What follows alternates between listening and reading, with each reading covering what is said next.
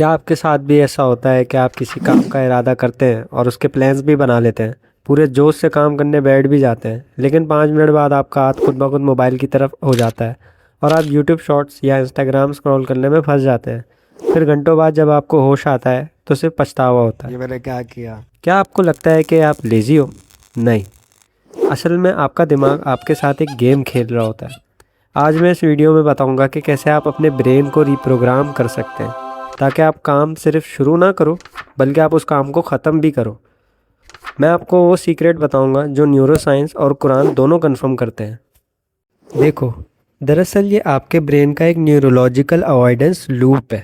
جب آپ پہ کوئی مشکل آتی ہے تو آپ کا برین اسے ایک تھریٹ سمجھتا ہے۔ برین کا یہ پارٹ امیگڈالا ایکٹیویٹ ہو جاتا ہے جیسے کوئی الارم ہو، اور آپ کو لگتا ہے آپ وہ کام اسٹارٹ نہیں کر پاؤ گے، یا سمپل بولوں تو آپ کو ایک اننون سا ڈر لگتا ہے جس سے بچنے کے لیے آپ کا دماغ اس کام کو اوائڈ کرتا ہے، اور اس کے رزلٹ میں آپ خود کو یوٹیوب دیکھتے ہوئے یا دوسری ایکٹیویٹیز میں ملوث پاتے ہو جس سے آپ ایک ریلیف فیل کرتے ہو۔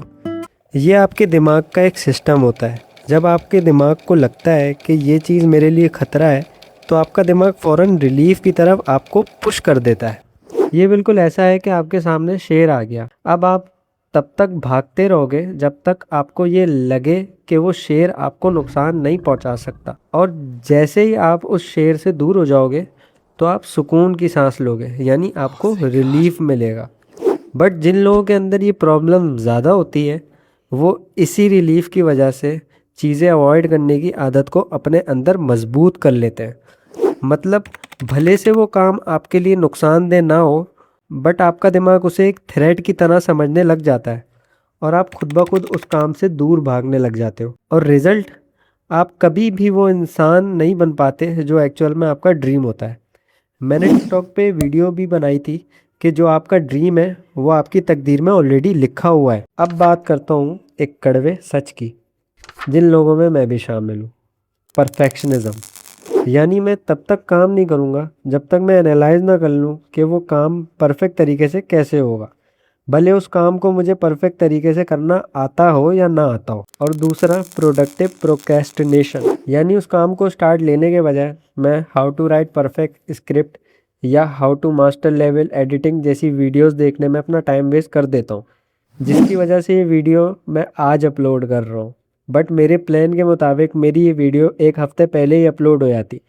اسٹڈیز کے مطابق کوئی بھی ٹاسک شروع کرنے سے پہلے ہم اتنی پاسبلٹیز بنا لیتے ہیں کہ ہمارے دماغ کو لگتا ہے کہ جو کام ہم کرنے جا رہے ہیں وہ بہت مشکل ہے، بٹ اصل میں وہ کام اتنا بھی مشکل نہیں ہوتا جتنا مشکل ہم اس کام کو سمجھ رہے ہوتے ہیں۔ چلو اسے قرآن سے سمجھتے ہیں۔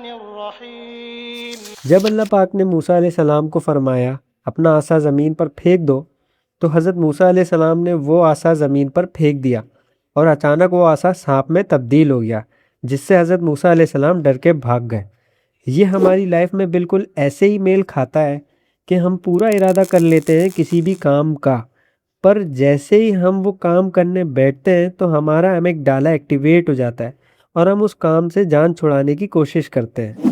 پھر اللہ پاک نے حضرت موسیٰ علیہ السلام سے کہا، اسے اٹھا لو، ڈرو نہیں، میں تمہارے لیے اسے واپسی نارمل کر دوں گا۔ دیکھیں، قرآن کا ہر ایک لفظ ہمارے سمجھنے کے لیے ہے۔